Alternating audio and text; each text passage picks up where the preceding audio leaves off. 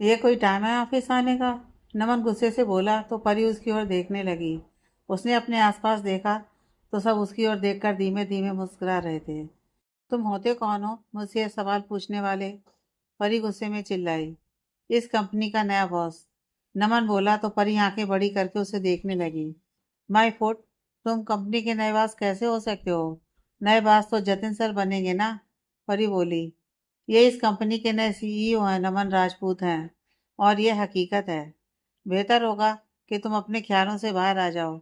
स्नेहा परी को घूरते हुए बोली। और हाँ, मेरी इस कंपनी में क्या हो रहा है क्या नहीं, ये जानना मेरा ऑफिशियल हक बनता है। और मैं तुम्हें इस नौकरी से अभी बाहर निकालता हूँ, क्योंकि जिन लोगों को टाइम की कदर नहीं है उनके लिए मेरे इस ऑफिस में कोई जगह नहीं है। बेहतर है कि बदतमीज और इरेगुलर लोग इस कंपनी से दूर रहें। नमन बोला तो सब उसे हैरानी से देखने लगे। परी को घूरते हुए नमन अपने केबिन में आ गया। तुम मुंह खोलने से पहले सोचती नहीं हो क्या? कभी कभी दिमाग और जुबान के तार जोड़ लेने चाहिए। अब देखो ना, तुमने जतिन सर को भी मुश्किल में डाल दिया। स्नेहा टोंट मारते हुए परी से बोली। तो परी उसे घूरने लगी और फिर रोते हुए जल्दी से जतिन के केबिन की ओर भाग गई। परी को रोते देख जतिन गुस्से में अपनी चेयर से उठ खड़ा हुआ। वो गुस्से में अपने केबिन से निकला और बिना नॉक किए सीधे नमन के केबिन में आ गया। आपने परी को जॉब से क्यों निकाला? जतिन अंदर आते ही गुस्से में बोला तो नमन उसकी ओर देखने लगा। मैंने किसे जॉब से निकाला और किसे रखा है, मुझे लगता है कि मुझे तुम्हें एक्सप्लेन करने की ज़रूरत नहीं है। नमन अपनी चेयर पर झूलते हुए बोला। जतिन आंखें फाड़े उसे देखने लगा। लेकिन सर, वो मेरी पीए है, जतिन बोला। हाँ PA, mister Khurana. I don't think so कि आपके पास इतना काम होता है कि आपको पीए की ज़रूरत पड़े। और फिर आप तो इस कंपनी का नया बॉस बनने का सपना देख रहे हो। नमन बोला तो जतिन बस उसका मुंह ताकता रह गया। नहीं सर, ऐसी कोई बात नहीं है, जतिन झूठा सा बोला। परी ने बताया, आपकी पीए, कि इस कंपनी के नए बॉस जतिन सर होंगे। नमन बोला। वो मैंने तो उसे यूं ही मजाक मजाक में बोल दिया था और वो बेवकूफ़ी से सीरियसली ले गई। जतिन झूठी मुस्कुराहट चेहरे पर लिए बोला। It's okay, you can go. Naman बोला। जतिन वहां से जाने लगा तो नमन ने उसे रोका और बोला। नेक्स्ट टाइम डोर नॉक करके आना। तुम्हारा घर नहीं है ये, ऑफिस है। जी सर। जतिन अपना गुस्सा अपने अंदर ही दबाते हुए बोला। बहुत गुरूर था छत को छत होने का। एक मंजिल और बनी और छत फर्श हो गई। जतिन को जाते देखकर स्नेहा बोली। वाह वाह, क्या फरमाया है मोहतरमा। स्वाति स्नेहा को धुन में धुन मिलाते हुए बोली। जतिन ने उसे घूर कर देखा और वहां से अपने केबिन में आ गया। So sad. उसे जाते हुए देख स्वाति बोली। क्या सो सैड? इस नए बॉस ने एक तो ढंग का काम किया है, उस मेकअप की दुकान को यहाँ से निकाल कर। स्नेहा बोली और मुस्कुराते हुए अपने काम में लग गई। दिल्ली। विमान सारा के ऑफिस पहुंचा तो सारा अपने एम्प्लॉयज पर चिल्ला रही थी। विमान ने सबको सारा के केबिन से बाहर जाने के लिए कहा। क्या हुआ, इतने गुस्से में क्यों हो? विमान ने सारा से पूछा, लेकिन सारा कुछ नहीं बोली। सामने रखे टेबल पर से विमान ने गिलास उठाया और उसमें पानी भरकर सारा के पास ले आया। तुम जानती हो ना कि इतना गुस्सा तुम्हारी सेहत के लिए अच्छा नहीं है। तुम्हारा ब्लड प्रेशर बढ़ जाता है। लो पानी पियो और कूल डाउन। विमान सारा को शांत कराते हुए बोला। कैसे शांत हो जाऊं? सारा परेशान होते हुए बोली। पहले आओ यहाँ बैठो। विमान ने सारा का हाथ पकड़ा और उसे चेयर पर बिठा दिया। फिर उसे अपने हाथ से पानी पिलाने लगा। सारा विमान को बड़े प्यार से निहारने लगी। एक लंबी सांस लो एंड रिलैक्स, विमान बोला। अच्छा लगता है, सारा बोली। क्या? विमान ने सारा की तरफ देखा। यह तुम्हारा मेरी फिक्र करना, सारा बोली। तुम मेरी जिम्मेदारी हो तो तुम्हारा ख्याल रखना मेरा फर्ज बनता है, विमान बोला तो सारा मुस्कुरा दी। खैर 2 सालों में कम से कम मेरी परवाह तो होने लगी तुम्हें, सारा बोली। Any problem? इतना गुस्सा क्यों हो रही थी? और तुम्हें मुंबई के लिए नहीं निकलना अब? विमान बात को बदलते हुए बोला। नहीं, सारा बोली।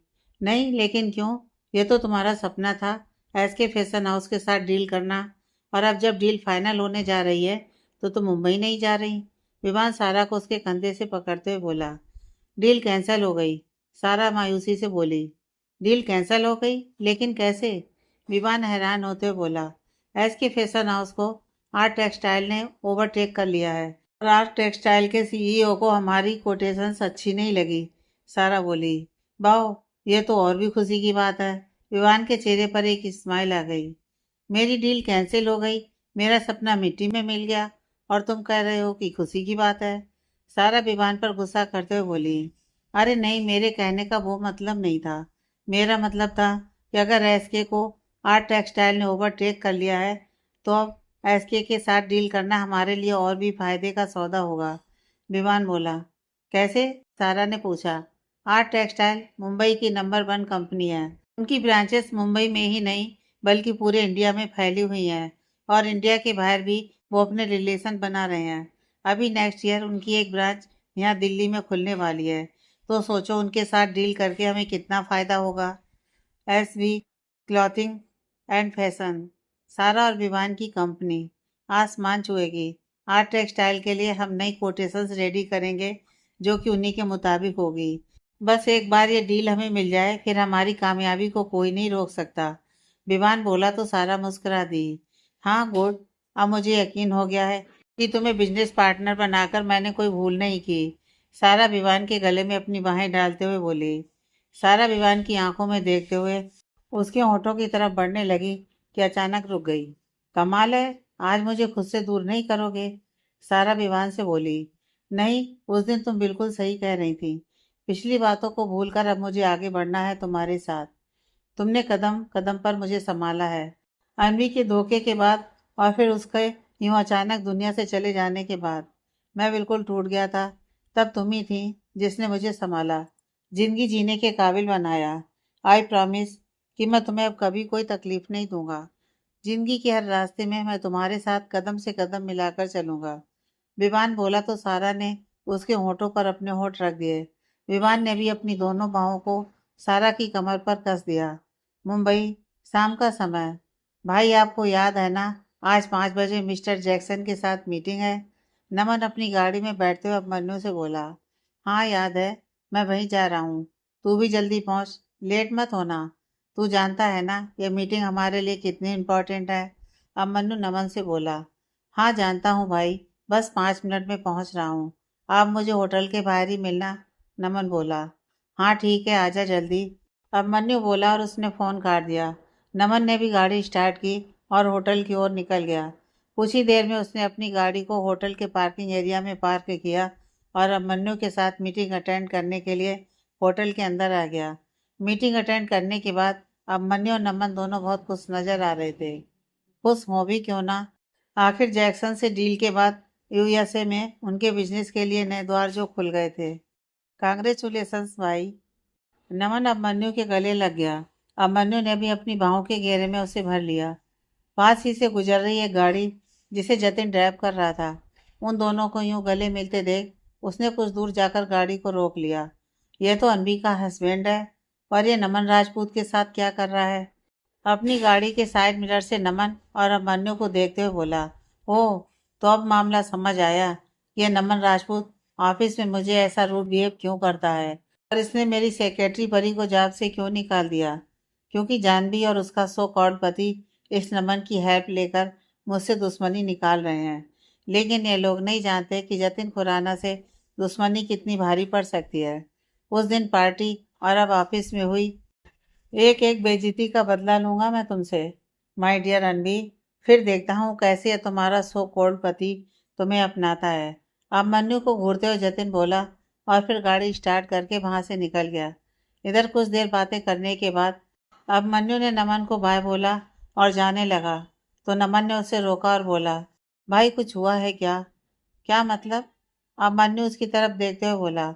मतलब ये कि आज आपको आपकी जिंदगी की सबसे बड़ी डील मिली है, और आप उतने खुश नजर नहीं आ रहे जितने खुश आपको होना चाहिए था। नमन बोला। ऐसी बात नहीं है, मैं बहुत खुश हूँ। अभिमन्यु बोला। भाई को नहीं बताएंगे? नमन बोला। सब कुछ उलझता जा रहा है। इसी उलझन की वजह से आज मैंने अनवी को कितना कुछ सुना दिया, जबकि उसकी कोई गलती थी ही नहीं। अभिमन्यु बोला। क्या उलझता जा रहा है भाई? नमन ने पूछा। तो आज ऑफिस जो हुआ, अभिमन्यु ने उसे सब बता दिया। इससे पहले कि अनवी को कहीं और से सच पता चले, मुझे उसे सब सच बता देना चाहिए। अभिमन्यु बोला। बिल्कुल सही कह रहे हैं आप भाई, अब आपको और देर नहीं करनी चाहिए। नमन बोला। लेकिन क्या वो मेरी बात को समझेगी? अगर गुस्सा हो गई तो? अभिमन्यु बोला। वो आपकी बात को जरूर समझेगी। आप जैसा प्यार करने वाला पार्टनर उन्हें पूरी दुनिया में कहीं नहीं मिलेगा। जाइए और भाभी को सब सच बताकर उन्हें घर ले आइए। नमन बोला तो अभिमन्यु ने मुस्कुराते हुए हाँ में सिर हिला दिया और गाड़ी में बैठकर घर के लिए निकल गया। अभिमन्यु के जाने के बाद नमन भी घर के लिए निकल गया।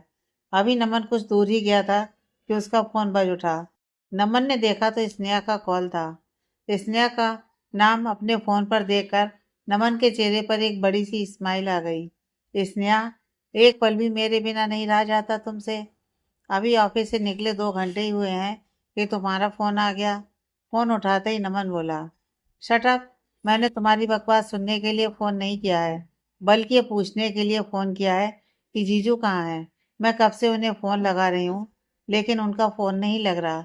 घबराई हुई सी स्नेहा बोली। क्या हुआ? तुम इतनी टेंशन में क्यों लग रही हो? स्नेहा की आवाज में घबराहट को भांपते हुए नमन ने पूछा। अगर रणबीर ने वो वीडियो देख लिया तो बहुत गड़बड़ हो जाएगी। स्नेहा बोली। वीडियो? कौन सा वीडियो? नमन ने स्नेहा से पूछा। अभी भेज रही हूँ, देखो। स्नेहा ने नमन से कहा और फोन काट दिया। नमन के फोन पर मैसेज बीप हुआ तो उसने गाड़ी को साइड में रोक दिया। नमन ने जल्दी से अपना फोन उठाया और स्नेहा का मैसेज चेक करने लगा। वीडियो देखते ही नमन की आंखें हैरानी से बड़ी हो गईं। सही कह रही थी स्नेहा कि अगर भाभी ने मैसेज देख लिया तो गड़बड़ हो जाएगी। नहीं नहीं, ऐसा नहीं हो सकता। उन्हें सच भाई के मुंह से ही सुनना चाहिए। भाई के साइड उन्हें सच कहीं से पता नहीं चल सकता। मुझे अभी के अभी ये वीडियो डिलीट करवाना होगा। नमन खुद से बोला।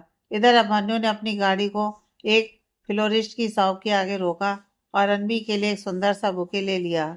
हाँ, होप सो कि तुम्हें चॉकलेट और बुके पसंद आएंगे। अभिमन्यु बुके और चॉकलेट देखते हुए खुद से बोला और फिर गाड़ी स्टार्ट करके घर की ओर निकल गया। अभिमन्यु का फ्लैट। अनबी लिविंग एरिया में बैठी अपने फ़ोन पर वीडियोस देख रही थी कि वो वायरल वीडियो भी उसके सामने आ गया। ये तो आज सुबह की ही वीडियो है, ये नेट पर कैसे? अनबी खुद से बोली और फिर वीडियो देखने लगी कि अचानक से वीडियो डिलीट हो गया। अरे, ये वीडियो अचानक डिलीट कैसे हो गया? अनबी वीडियोस को ऊपर नीचे करके देखने लगी, लेकिन उसे वो वीडियो कहीं नहीं मिला। इधर गाड़ी में बैठा हुआ नमन उस वीडियो के डिलीट होने का वेट कर रहा था और बार बार इंटरनेट पर वो वीडियो चेक कर रहा था। थैंक गॉड कि वीडियो डिलीट हो गया। होप सो कि भाभी ने वीडियो ना देखा हो। नमन वीडियो को इंटरनेट पर चेक करते हुए बोला। इधर अनबी अभी भी अपने फ़ोन में वीडियो चेक कर रही थी। तभी अनबी का फ़ोन बज उठा। अनबी ने देखा तो किसी अननोन नंबर से फ़ोन आ रहा था। वेल, वीडियो देखकर अब तो तुम्हें पता चल ही गया होगा कि कौन अभिमन्यु सिंघानिया है और कौन अभिमन्यु राजपूत। अनबी ने जैसे ही फ़ोन उठाया तो सामने से आवाज़ आई। ये क्या बकवास है? मैं अच्छे से जानती हूँ कि कौन अभिमन्यु सिंघानिया है और कौन अभिमन्यु राजपूत। अनबी बोली। अगर जानती होती तो मुझे तुम्हें यह सब बताने की ज़रूरत नहीं पड़ती। सामने से आवाज़ आई। कहना क्या चाहते हो? साफ साफ कहो। अनबी गुस्से में बोली। तुम्हारा पति अभिमन्यु सिंघानिया धोखा दे रहा है तुम्हें। सामने से आवाज़ आई। क्या बकवास कर रहे हो तुम? अभिमन्यु मुझे कभी धोखा नहीं दे सकते। अनबी बोली। वो धोखा दे रहा है। तुम्हारा पति अभिमन्यु सिंघानिया नहीं, बल्कि अभिमन्यु राजपूत है, आर्ट टेक्सटाइल का सीईओ। अपने ही एम्प्लॉय की पहचान लेकर बेवकूफ़ बना रहा है वो तुम्हें। अगर मुझ पर यकीन ना हो तो आज का वायरल न्यूज़ भेज रहा हूँ। इंटरनेट से तो वीडियो डिलीट हो गया, लेकिन एक कॉपी मैंने अपने पास संभाल कर रखी हुई है, देख लेना। सामने से आवाज़ आई। तभी अनबी के फ़ोन पर मैसेज बीप हुआ। आज का वायरल वीडियो भेज दिया है, देख लो और फैसला करना कि मैं सही कह रहा हूँ या गलत। सामने से आवाज़ आई। अनबी ने जल्दी से फ़ोन कट किया और वीडियो देखने लगी। अब मनु राजपूत की एक झलक पाने के लिए हर कोई तरसता है, लेकिन आज हमें उनकी एक झलक में ली गई। न्यूज़ रिपोर्टर बोली तो अभिमन्यु की बीक सामने से होने लगी। ये तो अभिमन्यु है। अनबी आंखें बड़ी करके वीडियो देखने लगी। इसके साथ आज एक वायरल वीडियो देखने को मिला है, जिसमें एक लड़की अभिमन्यु राजपूत के ऑफिस में आकर उसे अपना पति अभिमन्यु सिंघानिया बताती है। आखिर क्यों उस लड़की ने अभिमन्यु राजपूत को अभिमन्यु सिंघानिया बताया? नहीं, ऐसा नहीं हो सकता। अभिमन्यु मुझसे इतना बड़ा झूठ नहीं बोल सकते। अम्मी खुद से बोली। कुछ देर बाद अभिमन्यु हाथ में फ्लावर और चॉकलेट लिए घर पहुंचा। उसने डोरबेल को बजाया लेकिन किसी ने दरवाज़ा नहीं खोला। वो दोबारा से बेल बजाने लगा तो रुक गया। नहीं, अगर बार बार बेल बजाऊंगा तो अनवी गुस्सा करेगी। चाबी से ही लॉक खोल लेता हूँ। अब मन्नू खुद से बोला, फिर मुस्कुराया और उसने बैग से डोर की चाबी निकाली डोर खोलने के लिए। उसने जैसे ही चाबी को कीहोल में डाला, डोर उसका हाथ लगते ही खुल गया। डोर खुला है। अब मन्नू ने हैरानी से डोर की तरफ देखा। अब मन्नू अंदर आया तो वहाँ सारा सामान अस्त व्यस्त पड़ा हुआ है। घर की हालत देखकर वो हैरान हो गया। जमीन पर बिखरा हुआ सामान देखकर साफ साफ पता चल रहा था कि कुछ देर पहले यहाँ हाथापाई हुई है। अनवी, अनवी कहाँ हो तुम ठीक हो?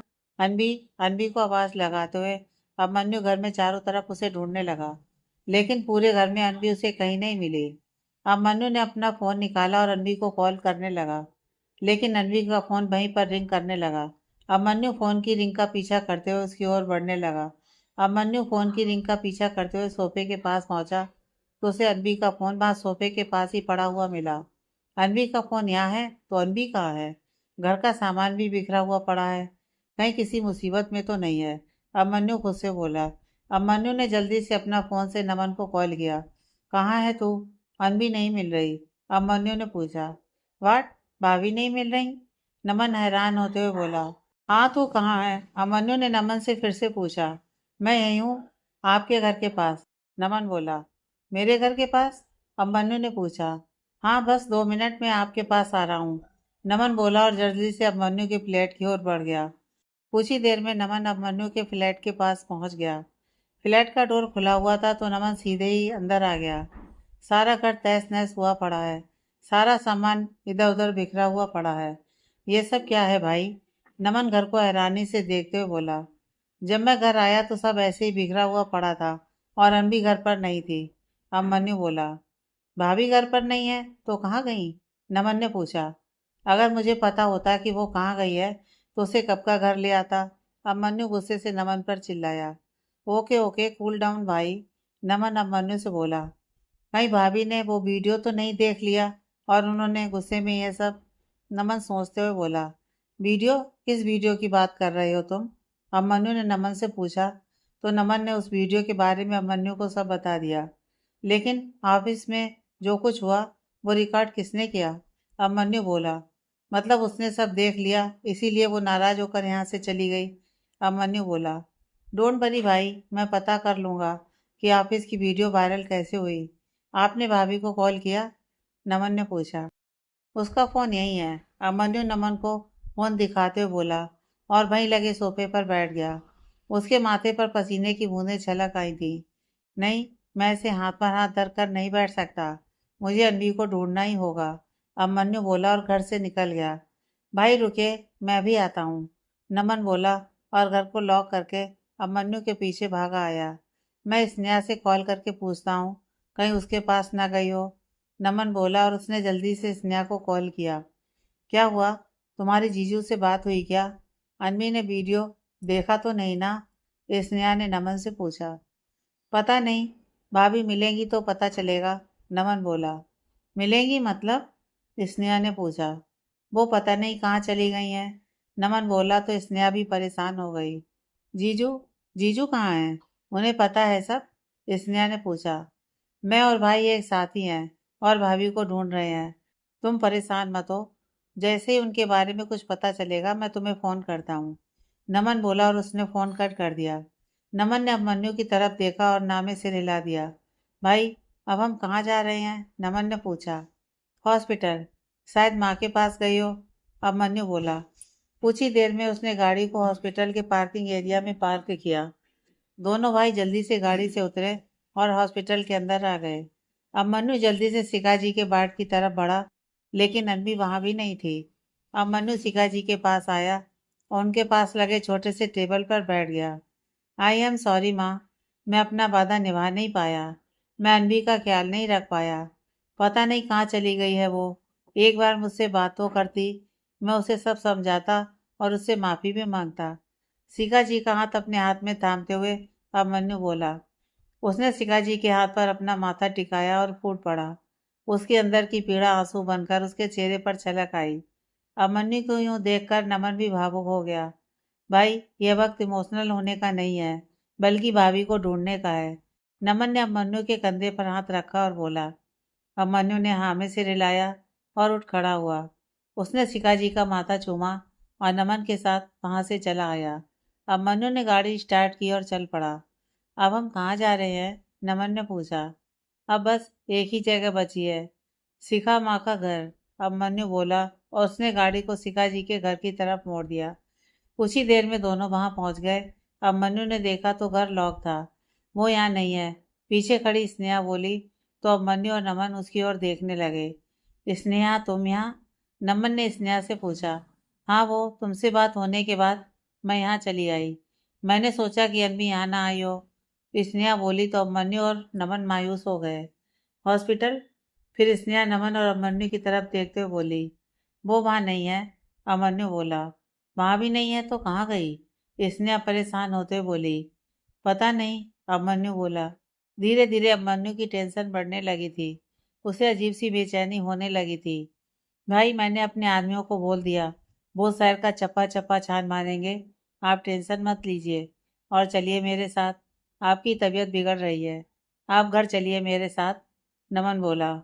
नहीं, मुझे अनबी के बिना घर नहीं जाना, अभिमन्यु बोला। भाई प्लीज, आपकी तबीयत बिगड़ रही है, आप चलिए मेरे साथ, आपको भाभी की कसम, नमन बोला। अनबी का नाम सुनकर अभिमन्यु घर चलने के लिए रेडी हो गया। मैं भी चलूंगी तुम्हारे साथ, स्नेहा बोली। तो नमन ने उसे मना नहीं किया। तीनों गाड़ी में बैठ गए। नमन ने अभिमन्यु को ड्राइवर के पास वाली सीट पर बिठाया और खुद ड्राइविंग सीट पर बैठ गया। स्नेहा पीछे वाली सीट पर बैठ गई। नमन ने गाड़ी स्टार्ट की और अभिमन्यु के फ्लैट की ओर मोड़ ली। कुछ ही समय में वो सब अभिमन्यु के फ्लैट पर पहुंच गए। पूरा घर अभी भी वैसे ही बिखरा हुआ है। स्नेहा सब कुछ बड़ी हैरानी से देख रही है। ये सब क्या है? स्नेहा बोली। पता नहीं, शायद भाभी ने गुस्से में सब, नमन बोला। नहीं, अनवी कितनी भी परेशान और गुस्सा क्यों ना हो, वो गुस्से में ऐसे बिहेव कभी नहीं करती, स्नेहा बोली। तो नमन और अभिमन्यु उसकी ओर देखने लगे। तो फिर यह सब, नमन सोचते हुए बोला। मतलब यह कि अनवी के सिवाय यहाँ और भी कोई मौजूद था, अभिमन्यु बोला। लेकिन कौन? स्नेहा बोली। भाई आपके पास भाभी का फोन है ना, शायद उससे कोई क्लू मिल जाए, नमन बोला। तो अभिमन्यु ने जल्दी से अपना फोन निकाला और उसे चेक करने लगा। फोन चेक करते करते उसे वही वीडियो मिली जो किसी अननोन नंबर से अनबी के फ़ोन पर आई थी। अभिमन्यु ने वो वीडियोस ऑन की तो सब हैरानी से एक दूसरे को देखने लगे। तो ये एक सोची समझी चाल थी। पहले किसी ने भाभी को फ़ोन पर ये वीडियोस भेजी और फिर यहाँ से किडनैप करके ले गया। लेकिन कौन हो सकता है वो? नमन बोला। नमन की बात सुनकर अभिमन्यु तो एकदम सोफे पर बैठ गया। अभिमन्यु का हाथ सोफे पर पड़े बटन पर जा लगा। उसने वो बटन अपने हाथ में उठाया और बड़े गौर से उस बटन को देखने लगा। स्नेहा की नज़र उस बटन पर गई तो उसने जल्दी से वो बटन अभिमन्यु के हाथ से ले लिया। ये बटन मैंने कहीं देखा है। स्नेहा ने अभिमन्यु के हाथों से वो बटन लिया और उसको बड़ी बारीकी से देखने लगी। ये बटन तो जतिन का है। बहुत सोचने के बाद स्नेहा एकदम से बोली। जतिन का? नमन बोला। हाँ, ये बटन उसका ही है। नमन तुम जानते हो ना कि उसे शो ऑफ करने की आदत है, इसलिए वो अपने कोट पर यूनिक बटन लगवाता है और मोस्टली उसके कोट में ऐसे ही बटन लगे होते हैं। मैं 100% श्योर हूँ ये बटन उसका ही है, स्नेहा बोली। इसका मतलब वो यहाँ आया था और अनवी को ज़बरदस्ती अपने साथ ले गया होगा।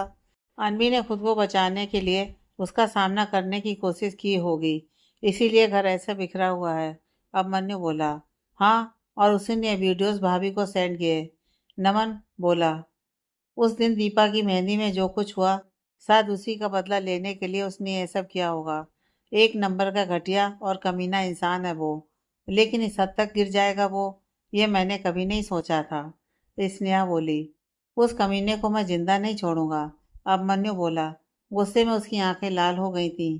भाई आई थिंक हमें पुलिस में कंप्लेंट करनी चाहिए, नमन बोला। नहीं, जब तक अनवी उसके पास है हमें बहुत सोच समझकर अपना कदम आगे बढ़ाना होगा। तुम उसका नंबर ट्रेस करवाओ, अभिमन्यु नमन से बोला। जी भाई, नमन बोला। उधर शहर से दूर एक सुनसान जगह पर एक पुरानी अंधेरी फैक्ट्री में अनवी बेसुध सी पड़ी हुई है। उसके हाथ में और पैर में रस्सी बंधी हुई है और मुंह पर कपड़ा बंधा हुआ है। तभी हाथ में टॉर्च पकड़े एक आदमी चलकर उसके पास आया। उसके कदमों की आड़ से अनबी ने धीरे से बड़ी मुश्किल से अपनी आंखें खोली। वो आदमी अपने एक घुटने के बल जमीन पर बैठ गया। उस आदमी ने अपने हाथ में पकड़ी हुई टॉर्च को अनबी के चेहरे की तरफ घुमा दिया। आंखों में एकदम से लाइट पड़ने से अनबी को ठीक से कुछ दिखाई भी नहीं दे रहा था। कैसी हालत हो गई है ना तुम्हारी? अनबी की चिन को अपने एक उंगली से ऊपर उठाते हुए जतिन बोला। उसने टार्च को वहां जमीन पर खड़ा कर दिया, जिससे वहां आसपास थोड़ी रोशनी फैल गई। जतिन को देखकर अनबी गुस्से से भर गई। जतिन धीरे धीरे अनबी के चेहरे की तरफ बढ़ने लगा। अनबी ने भी अपनी दोनों टांगें उसके पेट पर दे मारी, जिससे जतिन का बैलेंस बिगड़ गया और वो पीछे की ओर गिर गया। मुंह पर कपड़ा बंधे बंधे ही अनबी मदद की गुहार करने लगी। अनवी को यूं बेबस देखकर जतिन जोर जोर से हंसने लगा।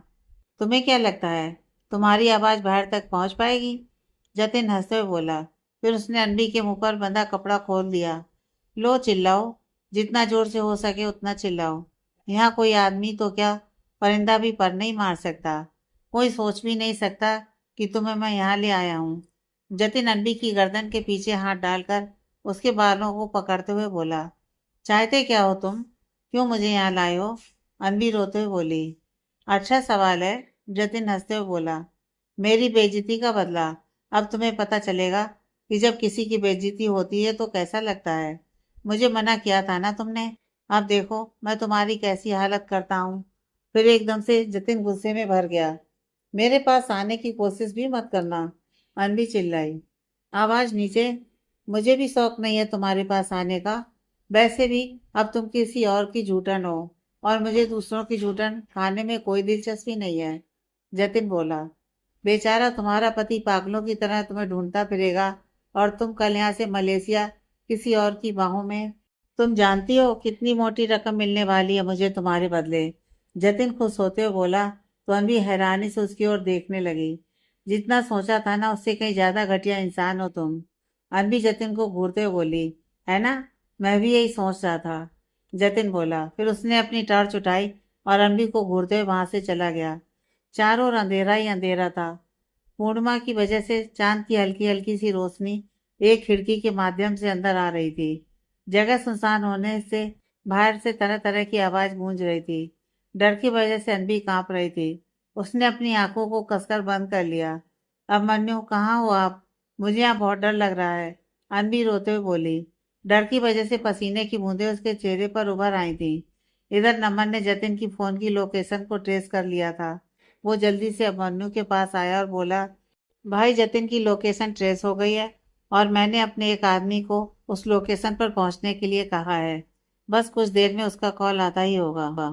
कुछ देर बाद नमन के फोन की रिंग बजी तो नमन ने जल्दी से फोन उठाया। भाई, वो घर पर ही है। हमने उसकी कॉलोनी की सारी सीसीटीवी फुटेज चेक कर ली। वो अनबी मैम को यहाँ नहीं लाया। सामने से आवाज आई। ठीक है, तुम वहीं रुको और उस पर नजर रखना, नमन बोला और उसने फोन कट कर दिया। उसने अनबी को किसी ऐसी जगह पर रखा है जहाँ किसी को उस पर शक न हो। सुबह से लेकर वो कहाँ कहाँ गया है, मुझे उसकी सारी इंफॉर्मेशन चाहिए, अभिमन्यु बोला। जी भाई, नमन बोला और वहां से चला आया। अनवी को ढूंढते ढूंढते आधी रात बीत चुकी थी, लेकिन किसी की आंखों में नींद नहीं थी। स्नेहा ने घर में बिखरा हुआ सारा सामान समेट दिया था। 1 घंटे बाद सारी इंफॉर्मेशन लेकर नमन वापस घर आ गया और बोला। भाई, मैं उस जतिन की सारी इंफॉर्मेशन ले आया। कुछ पता चला? अब मनु ने नमन से पूछा। हाँ भाई, शाम को ऑफिस के बाद उसकी गाड़ी को जंगल के एरिया की तरफ जाते हुए ट्रेस किया गया, नमन बोला। तो उसने अनवी को वहीं कहीं रखा है, अभिमन्यु बोला और घर से बाहर की ओर चल पड़ा। नमन भी अभिमन्यु के पीछे चल दिया। मैं भी चलूंगी, स्नेहा नमन के पीछे आते हुए बोली। नहीं, तुम्हारा वहां जाना सेफ नहीं है। तुम यहीं रुको, वहां खतरा भी हो सकता है। अगर तुम्हें यहाँ कोई हलचल दिखाई दे तो तुरंत फोन कर देना, नमन बोला तो स्नेहा ने हाँ में सिर हिला दिया। नमन के आने के बाद अभिमन्यु ने गाड़ी स्टार्ट की और जंगल के एरिया की तरफ बढ़ गया। काफी दूर चलने के बाद उसकी गाड़ी एक जगह पर आकर रुक गई। भाई, यहाँ तो कुछ नहीं है, नमन बोला। यहाँ कुछ ना कुछ जरूर मिलेगा। अगर वो जतिन खुराना इस ओर आया था तो किसी काम से ही आया होगा, वरना इस सुनसान रास्ते पर उसे क्या काम हो सकता है। हमें कोई ना कोई क्लू जरूर मिल जाएगा, अभिमन्यु बोला और फिर गाड़ी से उतरकर आगे की ओर बढ़ने लगा। लेकिन भाई, अंधेरे में यहाँ सुनसान जंगल में क्या ही नजर आएगा? नमन बोला। लेकिन अभिमन्यु आगे बढ़ता रहा और फिर रास्ते को बड़े गौर से देखने लगा। यहाँ से कुछ दूरी पर एक पुरानी फैक्ट्री है। वहां आग लगने से सालों पहले वो फैक्ट्री बंद हो चुकी है और अब किसी खंडर से कम नहीं है। गुंडे और नशेड़ियों के छुपने की अच्छी जगह है वो। अभिमन्यु बोला। आपको लगता है कि उसने भाभी को वहां रखा होगा? नमन ने पूछा। मैं भी, यस और नॉट, लेकिन मेरा दिल कहता है कि एक बार यहाँ देखना चाहिए। अभिमन्यु बोला और फिर आगे बढ़ने लगा। नमन ने मोबाइल की टॉर्च को ऑन किया तो अभिमन्यु से टॉर्च बंद करने को कहा। लेकिन भाई, इतने अंधेरे में हम उस फैक्ट्री को ढूंढेंगे कहाँ? नमन बोला। चांद की रोशनी है ना, काफी है।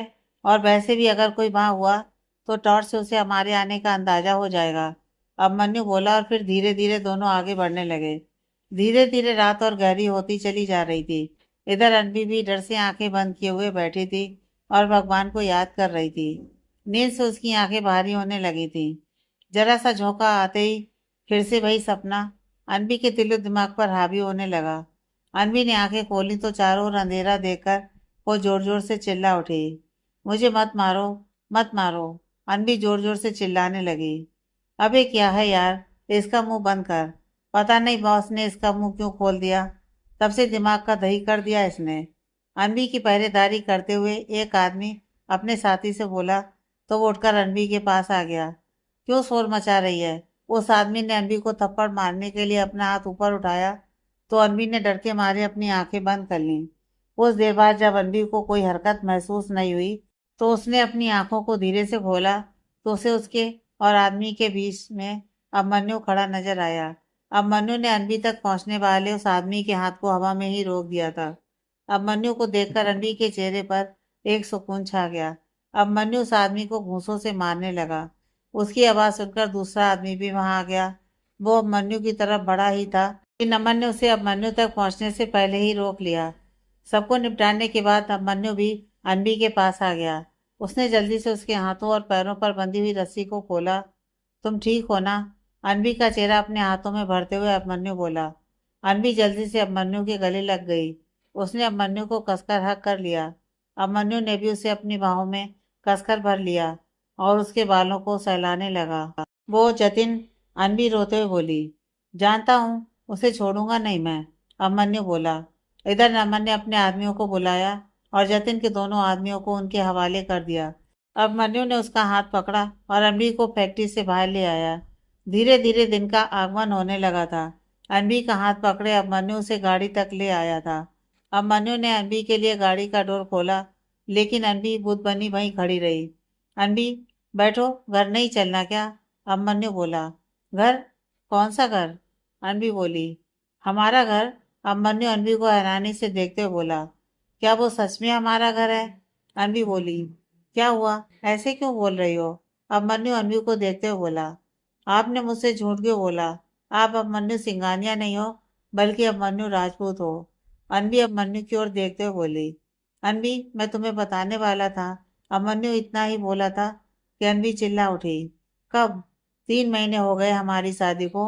अब तक तो आपने बताया नहीं। इसलिए आप नहीं चाहते थे ना कि ऑफिस में किसी को हमारी शादी के बारे में पता चले। इतना बड़ा झूठ क्यों बोला आपने मुझसे? अनबी, मेरा तुम्हें हर्ट करने का कोई इरादा नहीं था। प्लीज एक बार मेरी बात सुन लो, अभिमन्यु बोला। कितनी अजीब बात है ना। जो सच मुझे आपसे पता चलना चाहिए था वो किसी और से पता चल रहा है। अनबी रोते हुए पीछे की ओर चलने लगी। अभिमन्यु उसे रिक्वेस्ट करते हुए उसकी ओर बढ़ने लगा। अनबी, मैं तुम्हें धोखा नहीं देना चाहता था। हालात ही कुछ ऐसे बन गए कि मैं चाह कर भी तुम्हें सच नहीं बता सका। अभिमन्यु अनबी को उसके कंधों से पकड़ते हुए बोला। 3 महीनों में आपको सच बताने का मौका ही नहीं मिला। अनबी ने अभिमन्यु के हाथ अपने कंधे से हटा दिए। जैसे ही वहां से जाने के लिए मुड़ी, एक ट्रक ने उसे टक्कर मार दी। अनबी, अभिमन्यु चिल्ला उठा। रोड खाली होने के कारण ट्रक की स्पीड काफी ज्यादा थी। ट्रक कब अनबी को टक्कर मारकर वहां से निकल गया, कुछ पता ही नहीं चला। ट्रक से टक्कर लगने के बाद अनबी रोड की दूसरी साइड जाकर गिरी। अभिमन्यु जल्दी से उसकी ओर भागा। नमन अभी अभी वहां आया ही था। उसने सब देखा तो जल्दी से उस ट्रक के पीछे भागा। अनवी बेसुध सी रोड पर गिरी हुई है। उसके सिर से खून बह रहा है और उसके पैर से खून बह रहा है। उसे देखकर अभिमन्यु स्तब्ध रह गया। फिर वो जल्दी से अनवी के पास बैठ गया और उसका सिर अपनी गोद में रख लिया। अनवी आंखें खोले अभिमन्यु को ही देख रही थी। धीरे धीरे उसकी आंखें बंद हो रही थी। अनवी अनवी, आंखें खोलो, अभिमन्यु रोते हुए बोला और अनवी के गालों को थपथपाने लगा। उसकी आंखों से आंसू बहने लगे। अभिमन्यु ने अनवी को अपने सीने से लगा लिया और हक कर लिया। अनवी, मैं तुम्हें खोना नहीं चाहता। I love you. Abhimanyu Anvi को अपने सीने से लगाए हुए ही बोला। अभिमन्यु ने अनवी को और कसकर हक कर लिया। फिर उसने अनवी का चेहरा अपने सामने किया और उसके गालों को फिर से थपथपाने लगा। अनवी प्लीज, आंखें खोलो। तुम मुझे ऐसे अकेले छोड़कर नहीं जा सकती। इधर नमन ने ट्रक का पीछा किया, लेकिन ट्रक काफी तेजी से आगे बढ़ गया। अभी दिन ढंग से नहीं चढ़ा था तो उसे ट्रक का नंबर ठीक से दिखाई नहीं दिया। नमन वापिस अभिमन्यु के पास आ गया। भाई, गाड़ी की चाबी दीजिए, मैं गाड़ी लेकर आता हूँ। नमन बोला, लेकिन अभिमन्यु बेसुध सा अनवी को अपनी बाहों में भरे हुए ही बैठा रहा। भाई, भाभी को हॉस्पिटल लेकर जाना है।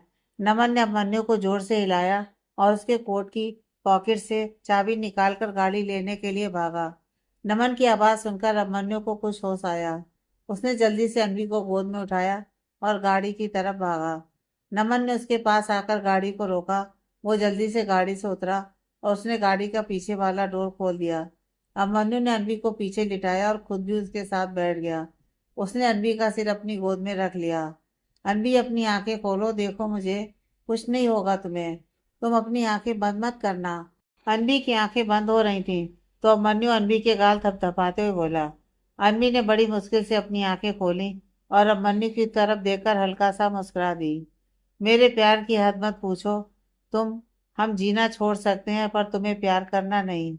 तुम जानती हो, जब मैंने तुम्हें पहली बार देखा था तो देखते ही रह गया था। खूबसूरत लड़कियां तो बहुत देखी थी मैंने, पर तुम्हारे जैसी नहीं। तुमने मुझे अभिमन्यु सिंघानिया समझ लिया था और मैं तुम्हारी मासूमियत पर ही फिदा हो गया था। इसलिए झूठ बोलता रहा तुमसे। मैं तुम्हें सच बताना चाहता था, लेकिन हर बार चुप रह जाता। मेरी बातें झूठी हो सकती हैं, पर तुम्हारे लिए मेरा प्यार नहीं। मैं सच में तुमसे बहुत प्यार करता हूँ अनवी। अभिमन्यु अनवी से अपने प्यार का इजहार करते हुए बोला। पूरे रास्ते अभिमन्यु अनवी से बातें करता रहा ताकि उसकी आंखें बंद ना हो। अनवी भी उसकी तरफ देखती रही और उसे सुनती रही। वो भी अभिमन्यु से बहुत कुछ कहना चाहती थी, लेकिन उसके होंठ उसका साथ नहीं दे रहे थे। वो चुपचाप आंखों में खालीपन लिए उसे देखती रही। उसकी आंखों से आंसू बहकर अभिमन्यु की गोद में गिर गए। अनवी ने कुछ कहने के लिए जोर लगाया तो उसकी सांसें तेज होने लगी। अभिमन्यु ने उसे देखा तो वो घबरा गया। नमन, जल्दी चलो, अभिमन्यु नमन से बोला। तो नमन ने गाड़ी की स्पीड और बढ़ा दी। कुछ ही देर में वो लोग अनवी को लेकर हॉस्पिटल पहुंच गए। नमन ने डॉक्टर को पहले ही कॉल कर दिया था, इसलिए डॉक्टर्स ने सारी तैयारी पहले से ही कर रखी थी। उन्होंने अनवी को चेक किया और जल्दी से ओटी की ओर ले गए। अनवी के खून से अभिमन्यु की सफेद शर्ट पूरी तरह से लाल हो चुकी थी। वो बेसुध सा वहां ओटी के बाहर लगी चेयर्स पर बैठ गया। अनवी को खोने का डर उसके चेहरे पर साफ साफ नजर आ रहा था। नमन ने अभिमन्यु को परेशान देखा तो उसके कंधे पर अपना हाथ रख दिया। उसे कुछ होगा तो नहीं? अभिमन्यु नमन से बोला। कुछ नहीं होगा भाभी को, नमन बोला। अभिमन्यु अपने दोनों बाजुओं को अपने घुटनों पर टिकाकर बैठ गया और अपने दोनों हाथों की उंगलियों को एक दूसरे में फंसाकर अनवी के लिए भगवान से प्रार्थना करने लगा। उसने अपने सिर को अपने हाथों पर टिका लिया। इधर मिस्टर राजपूत और वैशाली जी को अनवी के एक्सीडेंट के बारे में पता चला तो वो जल्दी से हॉस्पिटल आ गए। नमन ने फोन करके उन्हें सब बता दिया था। अभिमन्यु, वैशाली जी ने अभिमन्यु को आवाज लगाई तो अभिमन्यु ने अपना सिर ऊपर उठाया। वैशाली जी को देखकर अभिमन्यु अपनी सीट से उठ खड़ा हुआ और उनके गले से लगकर फूट पड़ा। शांत हो जा मेरे बच्चे, कुछ नहीं होगा अनवी को। वैशाली जी अभिमन्यु के सिर को सहलाते हुए बोली। माँ, उसे बहुत चोट लगी है, यहाँ सर पर और पैर पर। कितना खून बह रहा था उसका। मेरे बिल्कुल पास थी वो। ट्रक उसे टक्कर मारकर चला गया और मैं उसे बचा नहीं पाया। सब मेरी गलती है माँ। आप सब मुझसे कहते रहे कि अम्मी को सच बता दे, लेकिन मैं चुप रहा। सबने कहा कि वक्त रहते सब कह दे अम्मी से, कहीं वक्त ना निकल जाए। और देखो, आज वक्त मेरे हाथ से निकल गया। मेरे हाथों में वो खून से लथपथ पड़ी हुई थी। कुछ नहीं कर पाया मैं। मेरे कर्मों की सजा उसे मिल रही है। कितनी तकलीफ में है वो। सब मेरी वजह से। सब मेरी वजह से। अभिमन्यु रोते हुए बोला। नहीं, तेरी कोई गलती नहीं है इसमें। हाँ, तूने उससे झूठ बोला, लेकिन तेरा इरादा नेक था। कुछ नहीं होगा अनवी को। मेरे बच्चे, तू शांत हो जा। अभिमन्यु को रोते देख वैशाली जी भी रो पड़ी। अभिमन्यु को ऐसे बेबस देखकर राजेंद्र जी और नमन की आंखें भी नम हो गईं। नमन ने आज से पहले अभिमन्यु को ऐसे कभी नहीं देखा था। उसे ऐसे तड़पते देखकर नमन का जतिन पर गुस्सा बढ़ने लगा था। वो वहां से बाहर की ओर आ गया। उसने अपनी नम आंखों को साफ किया और अपना फोन निकालकर एक नंबर डायल करने लगा। कुछ देर बाद डॉक्टर ओटी से बाहर आया तो अभिमन्यु उठकर खड़ा हो गया। मुझे हर हालत में जतिन खुराना चाहिए, जिंदा या मुर्दा। गुस्से से भरा हुआ नमन अपने आदमी से बोला। अगले कुछ ही घंटों में वो आपके पास होगा। सामने से आवाज आई तो नमन ने फोन कट कर दिया। वो जैसे ही घूमा, उसे सामने से आती हुई स्नेहा नजर आई। अनबी कैसी है? स्नेहा की नजर सामने खड़े नमन पर गई तो वो भागते हुए उसके पास आ गई और उससे अनबी के बारे में पूछने लगी। ओटी में है। उन्हें काफी ज्यादा चोट आई है। नमन बोला तो स्नेहा की आंखों की नमी आंसू बनकर बह गई। जीजू? स्नेहा ने भरे गले से पूछा। ओटी के बाहर बैठे हैं। मुझसे उनकी यह हालत देखी नहीं जाती, इसलिए यहाँ आ गया। नमन बोला। बोलते बोलते उसका गला रुंध गया। उसकी आंखों से आंसू बह निकले। उसने अपने हाथ से अपनी आंखों को ढक लिया। स्नेहा ने उसे ऐसे रोते देखा तो उसका दिल पसीज गया। आज उसने नमन का एक अलग ही रूप देखा। हंसते खेलते रहने वाले नमन को रोते देख स्नेहा का मन और दुखी हो गया। संभालो खुद को। स्नेहा नमन के कंधे पर हाथ रखते हुए बोली तो नमन ने हाँ में सिर हिला दिया। मैं जीजू से मिलकर आती हूँ, स्नेहा बोली और रोटी की ओर बढ़ गई। उसने खून से लथपथ अभिमन्यु की शर्ट देखी तो वो और भी ज्यादा घबरा गई। जीजू? अनबी? घबराई स्नेहा ने अभिमन्यु से पूछा तो अभिमन्यु ने ओटी की ओर इशारा कर दिया। सब डॉक्टर्स के बाहर आने का इंतजार करने लगे। काफी समय बीत चुका था, लेकिन कोई ओटी से बाहर नहीं आ रहा था। अब मन्नू के दिल की धड़कनें और तेज होती जा रही थी। जैसे जैसे समय बीतता जा रहा था, अनवी को खोने का डर उसके दिलो दिमाग पर हावी होता जा रहा था। अनवी को अंदर गए तकरीबन 3 घंटे हो चुके थे। तभी ओटी का दरवाजा खुला तो सब उस ओर देखने लगे। अब मन्नू जल्दी से ओटी के डोर के पास आ गया। अनवी? अनवी कैसी है? डॉक्टर के बाहर आते और मन्नू ने उससे पूछा। डॉक्टर को बाहर आते देख बाकी सब भी अब मन्नू के पास आ गए। Don't worry mister Rajput, she is fine. Operation successful रहा। उनके सर में ज़्यादा गहरी तो नहीं, पर काफ़ी चोटें आई हैं। हमने स्टिच लगा दिए हैं, लेकिन अच्छी बात यह है कि उन्हें कोई इंटरनल इंजरी नहीं हुई है। एक पैर में फ्रैक्चर है तो प्लास्टर लगा दिया है। मुझे लगता है कि एक बार पहले भी उनका एक्सीडेंट हो चुका है, जिसमें उनको सर पर काफी गहरी चोट आई थी। डॉक्टर बोला। हाँ, लेकिन ये आप क्यों पूछ रहे हैं? अब मनु ने इतना ही कहा। उनकी रिपोर्ट से पता चला, एक बार उन्हें होश आ जाए, एक बार फिर से उनका टेस्ट लेना होगा। डॉक्टर ने कहा। कब तक होश आएगा उन्हें? नमन ने पूछा। आज रात या कल सुबह तक, डॉक्टर बोला। क्या मैं उससे मिल सकता हूँ? अब मनु ने डॉक्टर से पूछा। अभी नहीं, अभी उन्हें अंडर ऑब्जर्वेशन रखा है। शाम तक आप उनसे मिल सकते हैं, डॉक्टर ने कहा। मैं उसे बाहर से देख सकता हूँ? अब मनु डॉक्टर के आगे हाथ जोड़ते हुए बोला तो डॉक्टर ने हाँ में सिर हिला दिया और अपने केबिन में चला गया। अब मनु जल्दी से ओटी के डोर के पास आया और डोर के सेंटर में लगे छोटे से गिलास में से अंदर झांकने लगा। उसे सामने बेड पर लेटी हुई अनवी नजर आई। उसके सिर और पैर पर पट्टी बंधी हुई थी। हाथ में कैनुला लगा हुआ था। अनवी को देखकर उसकी आंखें फिर से नम हो गईं। वो एकटक बस ऐसे ही अनवी को देखे जा रहा था। अभिमन्यु? वैशाली जी ने अभिमन्यु के कंधे पर हाथ रखते हुए उसे पुकारा। माँ, सुना आपने? डॉक्टर ने कहा कि अनवी बिल्कुल ठीक है। शाम तक या कल सुबह तक उसे होश आ जाएगा, अभिमन्यु खुश होते हुए बोला। साथ ही उसकी आंखों से आंसू बह रहे थे। हाँ, सुना मैंने। अभिमन्यु का चेहरा अपनी हथेली में भरते हुए वैशाली जी बोली। अब तू घर जा और ये शर्ट बदल कर आ जा, वैशाली जी बोली। नहीं माँ, जब तक अनवी को होश नहीं आ जाता, मैं यहाँ से कहीं नहीं जाने वाला, अभिमन्यु बोला। अभी बच्चे, जब अनवी तुझे ऐसे खून से सने हुए कपड़ों में देखेगी तो उसे कितना अजीब लगेगा। अपने लिए ना सही, अनबी के लिए जा जाकर चेंज कर ले। मैं और तेरे पापा हैं यहाँ अनबी के साथ। वैशाली जी बोली, हाँ ठीक है, आप सही कह रही हैं। जब वो ये खून से सनी शर्ट देखेगी तो घबरा जाएगी। अनबी के लिए मैं शर्ट चेंज करके आता हूँ। अभिमन्यु बोला और वहां से अपने घर की ओर चल दिया। स्नेहा, आई थिंक तुम्हें ऑफिस चले जाना चाहिए। नमन बोला, नहीं, मुझे आज ऑफिस नहीं जाना, मैं यहीं रुकूंगी। तुम चले जाओ ऑफिस। स्नेहा बोली, मैं आज ऑफिस नहीं आ रहा तो मैं चाहता हूँ कि मेरी जगह तुम सब संभालो। मुझे उस जतिन का हिसाब किताब पूरा करने जाना है। नमन बोला तो स्नेहा ने हाँ में सिर हिला दिया। उसे छोड़ना मत। आज अनवी की जो हालत है, उसी कमीने की वजह से। ना वो उसे घर से किडनैप करता और ना ही आज अनवी यहाँ होती। स्नेहा रुदे गले से बोली। उसकी आंखों में जतिन के लिए गुस्सा साफ दिखाई दे रहा था। हाँ, मैं तुम्हें तुम्हारे घर तक छोड़ देता हूँ। नमन बोला तो स्नेहा उसके साथ हॉस्पिटल से बाहर आ गई। नमन ने गाड़ी स्टार्ट की और स्नेहा के घर की तरफ मोड़ ली। उसने स्नेहा को उसके घर तक ड्रॉप किया और खुद उस जगह की ओर निकल गया जहां उसके आदमियों ने उस जतिन को रखा हुआ था। नमन ने गाड़ी को उसी पुरानी फैक्ट्री के पास जाकर रोका जहां जतिन ने अनवी को रखा हुआ था। नमन अंदर आया तो सामने जतिन खड़ा हुआ था। उसकी आंखों पर काले रंग की पट्टी बंधी हुई थी और हाथों को पीछे की ओर बांधा हुआ था। नमन के कदमों की आहट सुनकर जतिन डर गया। कौन है? क्यों बांधा है मुझे यहाँ? जतिन एक ही जगह पर इधर उधर गोल गोल घूमते हुए बोला। क्योंकि तू इसी लायक है, नमन बोला और उसने जतिन के मुंह पर एक मुक्का जड़ दिया। आंखों की पट्टी खोलो इसकी, नमन अपने आदमियों से बोला। तो उसके एक आदमी ने आगे बढ़कर जतिन की आंखों की पट्टी खोल दी। सर, आप मुझे यहाँ इस तरह से क्यों लाए हैं? आंखों की पट्टी खुलने के बाद जतिन ने सामने खड़े नमन को देखा तो बोला, सर नहीं, नमन राजपूत।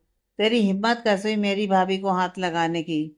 आज तेरी वजह से वो हॉस्पिटल में बेसुध पड़ी हुई है और मेरा भाई खुद को उसका जिम्मेदार मान रहा है। जतिन का कॉलर पकड़कर नमन दांत पीसते हुए बोला, आपकी भाभी? अरे, उन्हें तो मैं जानता भी नहीं, फिर कैसे उन्हें नुकसान पहुंचा सकता हूँ? जतिन हैरान होते हुए बोला, अनवी मेरी भाभी है। नमन बोला तो जतिन आंखें बड़ी करके उसे देखने लगा और फिर अगले ही पल जोर जोर से हंसने लगा। ओ, मैं तो भूल ही गया था कि उसका पति और वो तुम्हें अपनी उंगलियों पर नचा रहे हैं। अरे सर, आप ऐसे लोगों के झांसे में मत आइए। दो कौड़ी के आदमी ने आपको भाई क्या बोल दिया? आप तो सच में उसे अपना भाई मान बैठे। अरे, ऐसे लोग अमीरों को फंसाना अच्छे से जानते हैं। जतिन बोला, शट अप। मेरे भाई और भाभी के बारे में एक शब्द और बोला तो तेरा वो हाल करूंगा कि मरने के लिए तू दुआ करेगा। नमन बोला। तभी किसी के कदमों की आहट सुनाई दी जो धीरे धीरे उनकी ओर ही बढ़ रहे थे। सब एक साथ उस ओर देखने लगे जहां से कदमों की आहट सुनाई दे रही थी। तभी कदमों की आहट आनी बंद हो गई। वो शख्स आकर सामने खड़ा हुआ तो जतिन हैरानी से उसे देखने लगा। ये अभिमन्यु सिंघानिया, इसको बुलाया है तुमने? ये दो कौड़ी का इंसान भला मेरा क्या ही बिगाड़ पाएगा? सामने खड़े अभिमन्यु को देखकर जतिन जोर जोर से हंसते हुए बोला, अभिमन्यु सिंघानिया नहीं, अभिमन्यु राजपूत। नमन बोला तो जतिन उसकी ओर हैरानी से देखने लगा। भाई, ओवर टू यू। नमन अभिमन्यु से बोला, भाई, वाट रविश, ये आपका भाई कैसे हो सकता है? ऐसा क्या जादू किया है इसने आप पर कि आपकी कंपनी का एक छोटा सा एम्प्लॉय आपके लिए सगे भाई से भी बढ़कर है? आप इसके लिए कुछ भी करने को तैयार हैं? जतिन बोला तो नमन मुस्कुरा दिया। ये कंपनी के एम्प्लॉय नहीं बल्कि मालिक हैं और मेरे सगे भाई हैं। इनके लिए मैं अपनी जान भी दे सकता हूँ। समझा तू? नमन बोला, इसे कुछ समझाने की जरूरत नहीं है। मुझे इससे बस इतना जानना है कि इसने अनवी के साथ ऐसा क्यों किया। How dare you to touch Anvi? उसे किडनैप करने की तेरी हिम्मत कैसे हुई? अब मनु जतिन का गला दबाते हुए बोला। गलत आदमी से उलझ बैठा तू जतिन खुराना।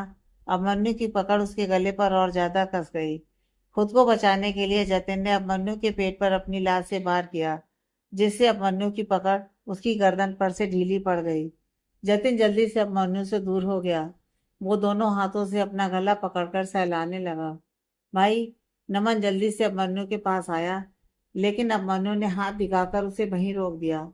मैं कैसे मान लूं ये अभिमन्यु राजपूत है? जतिन हाँफते हुए बोला। अभिमन्यु राजपूत को किसी प्रमाण की जरूरत नहीं है। अभिमन्यु बोला तो जतिन उसकी ओर देखने लगा। तुमने ही अनवी को मेरी अभिमन्यु राजपूत होने की वीडियो भेजी थी ना, तो फिर अब अनजान क्यों बन रहा है मुझे पहचानने से? यह ड्रामा किसी और के सामने करना। अभिमन्यु जतिन के मुंह पर एक मुक्का जड़ते हुए बोला। उसने तेरा प्रपोजल ठुकराया, उस बात का बदला ले रहा है ना तू उससे? प्यार बिकता नहीं है, और जैसी तेरी हरकतें हैं ना, तू किसी के प्यार के काबिल है भी नहीं। जब अनवी ने एक बार तुझसे कह दिया कि उसे तुझसे प्यार नहीं है, तेरा साथ मंजूर नहीं है, तो क्यों बार बार मुंह उठाकर चला आता है उसे परेशान करने? आज अनवी की जो हालत है वो सब तेरी वजह से है। ना तो तू अनवी को वो वीडियो भेजता, और ना मुझसे गुस्सा होती, ना वो मुझसे दूर भागती, और ना ही उसका एक्सीडेंट होता। अभिमन्यु गुस्से से जतिन पर मुक्कों की बरसात करते हुए बोला। वीडियो? कौन सा वीडियो? मैंने अनवी को किडनैप किया था बस। मैंने उसे कोई वीडियो नहीं भेजा। अभिमन्यु जतिन को मारने ही वाला था कि उसने अपना हाथ वहीं रोक लिया। क्या तुमने सच में उसे कोई वीडियो नहीं भेजा? अभिमन्यु ने पूछा।